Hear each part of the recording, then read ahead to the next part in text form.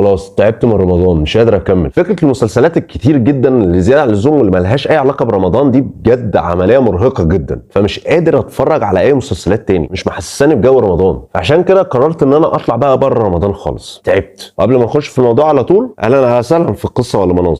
بقول لك ايه يا كابتن، الفيلم ده قصه ولا مناظر؟ قبل ما نتكلم على الفيلم ده لازم نعرف شويه عن مرحله الطفوله، مش طفوله الالفينات، لا طفوله الثمانينات والتسعينات. طفوله الثمانينات والتسعينات دي كانت بدايه المستقبل، احنا في المستقبل اصلا. في شويه اختراعات في الثمانينات والتسعينات دي كانت حياه الطفوله بالنسبه لنا. كان في السيجا والنينتندو والاتاري، ودول تقريبا زي بدايه البلاي ستيشن. النينتندو دي شركه واتاري شركه، وكانوا شركتين متنافسين جدا. نينتندو دي كانت اللي عامله سوبر ماريو، كانت عامله سونيك، فكان في صراع بين اللعب وبعضها. كان في شويه اجهزه موجودين زمان اختفت من الحياه حاليا. كان عندك اختراع اسمه اركيد، ده كان جهاز ضخم، وكان في محلات مليانه اركيدز. كان العيال الصغيره بقى بتخش تدي فلوس للراجل، تاخد كوينز، تحط الكوينز دي في الجهاز وتفضل تلعب. مليارات اتدفعت من الاطفال في هذه الاجهزه. عندك ابن الناس الجامد قوي اللي هو بيبقى عنده بقى نينتندو وفي اتاري. النينتندو طبعا قريب من البلاي ستيشن لانه هو عباره عن جهاز ودراعين وزراير. الاتاري ده بقى اللي كان الوهم بالنسبه للمصريين، لان هو اساسا كانوا الزرارين من جنب وفي زي كده ايه فتيس عربيه بيشتغل بيه. اغلب اللعب ما كانش على الجهاز ده، كانت شرايط، تحط شريط كده، شريط قد كده تحطه في الجهاز وتشتغل اللعبه. وساعات بقى يعني الشريط بيبقى فيه 3 4 لعب. اوعى. حصل طفره قويه جدا في بدايه التسعينات ان ظهر حاجه اسمها جيم بوي، وده كان بالنسبه للناس اختراع ما حصلش. ما كانش للصغيرين بس، ده كان للصغيرين والكبار. ده اول ما نزل تقدر تقول ايفون 20 نزل. وعلى فكره وده برده كان بيتحط له شرايط صغيره، فكل شريط كان فيه لعبه، تشيل شريط من الجيم بوي تحط شريط تاني تلعب لعبه تانيه. فكان اختراع وهمي. انا بكلمك في مرحله قبل ظهور اختراع اسمه الويندوز. كل البدايه التاريخيه الاصيله دي بسبب ايه؟ بسبب الفيلم ده. فيلم النهارده تترس.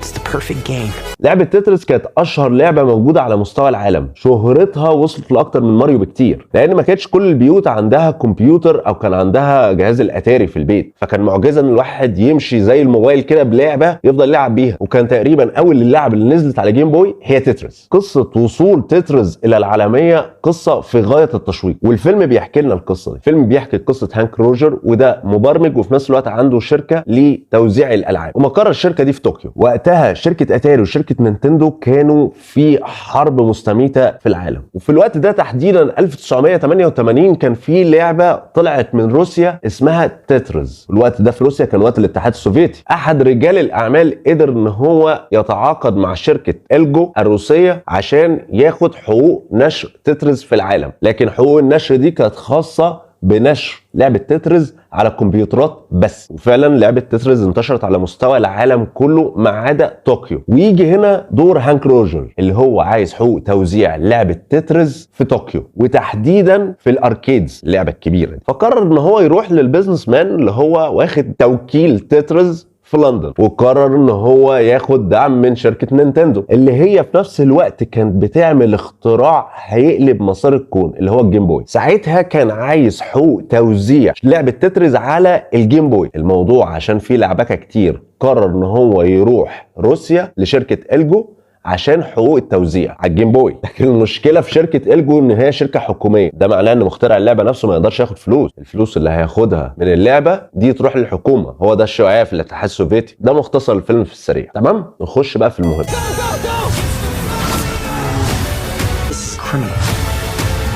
It's about to implode. They're lying. Everybody's lying. Go home. The cavalry is coming. We don't have time. I have a plan.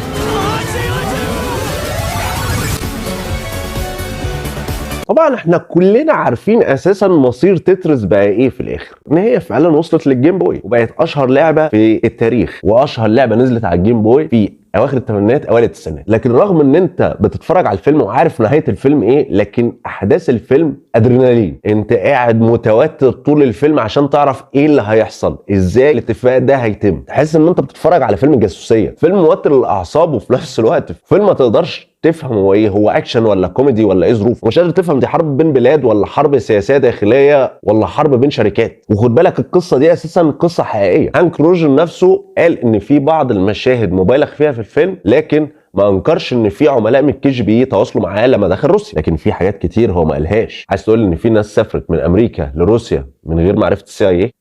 الفيلم تحس انه سياسي بحت لدرجه ان هم دخلوا الرئيس جورباتشوف في الفيلم. الفيلم بطوله تارن اجرتون اللي عامل شخصيه هانك روجرز، وشخصيه هانك روجرز من الشخصيات المعقده جدا. قرر ان هو يرهن بيته وحياته كلها عشان خاطر لعبه تترس، وطموحه ده خلاه يحارب الفساد في الاتحاد السوفيتي. اخراج الفيلم بالنسبه لي كانت من الحاجات المبهره لانه اعتمد على بعض الريزوليوشنز الخاصه بالفيديو جيم، وخصوصا الفيديو جيمز القديمه. ورغم الالوان المبهره جدا في الفيلم، لكن في الوان قاتمه جدا عشان يبين لك مدى القمع والسواد في الاتحاد السوفيتي. فيلم ادرينالين تحس ان انت فعلا فيلم جاسوسيه وفيلم حرب، وده كان من الافلام اللي انا كنت منتظرها جدا في 2023. اقدر اقول لك بكل فخر الفيلم ده قصه ومناظر.